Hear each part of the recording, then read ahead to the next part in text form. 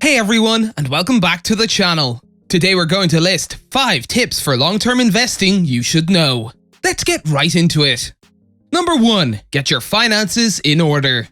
Before you can invest for the long term, you must first determine how much money you have available to invest. That means organizing your finances. An investment portfolio should not be recommended until a client has gone through a comprehensive financial planning process, just as a doctor would not write you a prescription without first diagnosing you.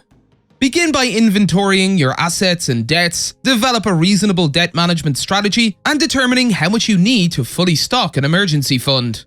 Tackling these financial tasks first ensures that you'll be able to put funds into long-term investments without needing to withdraw funds for a while. Withdrawing funds from long-term investments prematurely undermines your goals, may force you to sell at a loss, and may have costly tax consequences. Number 2. Know your time horizon. Everyone has different investing goals, such as retirement, paying for your children's college education, or saving for a down payment on a home. Whatever your goal, understanding your time horizon or how many years before you need the money is the key to all long-term investing.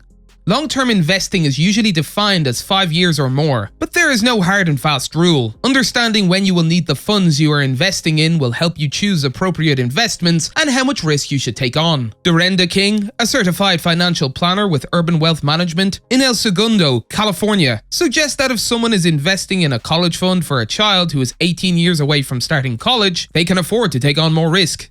They may be able to invest more aggressively because their portfolio has time to recover from market volatility. Number 3. Choose a strategy and stick to it.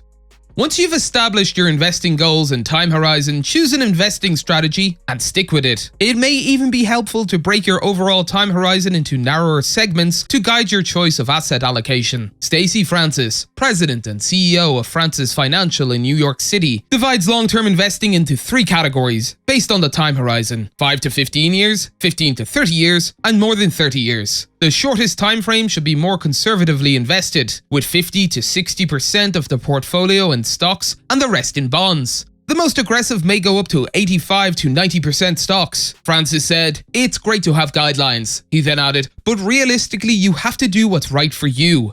It's especially important to select an asset portfolio that you're comfortable with so that you can stick to your strategy no matter what. There's a lot of fear and anxiety as you watch your portfolio plummet. However, selling and locking in losses in that time is the worst thing you can do. Number 4. Understand investing risks. To avoid knee-jerk reactions to market dips, make sure you understand the risks of investing in various assets before you buy them. Stocks, for example, are generally regarded as riskier investments than bonds. As a result, experts recommend reducing your stock allocation as you approach your goal. This way, as you approach your deadline, you can lock in some of your gains. However, even within the stock market, some investments are riskier than others. Because of the greater economic and political uncertainty in those regions, US stocks are thought to be safer than stocks from countries with still developing economies. Bonds are less risky, but they are not risk-free. Corporate bonds, for example, are only as safe as the issuer's bottom line. If the company declares bankruptcy, it may be unable to repay its debts, forcing bondholders to bear the loss. To reduce the risk of default, stick to bonds issued by companies with high credit ratings. However, assessing risk is not always as simple as looking at credit ratings. Investors must also consider their own risk tolerance or the amount of risk they can tolerate. It entails being able to watch the value of one's investments fluctuate without it interfering with one's ability to sleep at night. Even highly rated corporations and bonds can underperform at times. Number 5. Review your strategy on a regular basis. Even if you've committed to sticking to your investment strategy, you must still check in and make adjustments on a regular basis. On a quarterly basis, many experts conduct in-depth reviews of their clients' portfolios and underlying assets. You could apply the same logic to your portfolio. While checking in quarterly may not be necessary if you are passively investing in index funds, most advisors recommend at least an annual check-in. When reviewing your portfolio, make sure your allocations are still on track. In hot markets, stocks, for example, may quickly outgrow their intended portion of your portfolio and need to be reduced.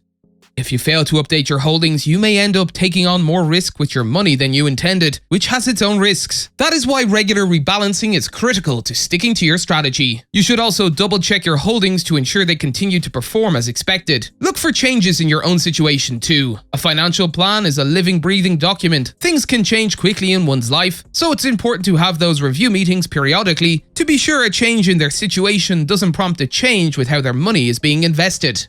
That's it for today. If you guys enjoyed the video, make sure to hit that like button. Don't forget to subscribe and turn on that notification bell so you never miss out on any future content we'll produce for you guys. We're signing off now, but we'll be sure to catch you all in the next one.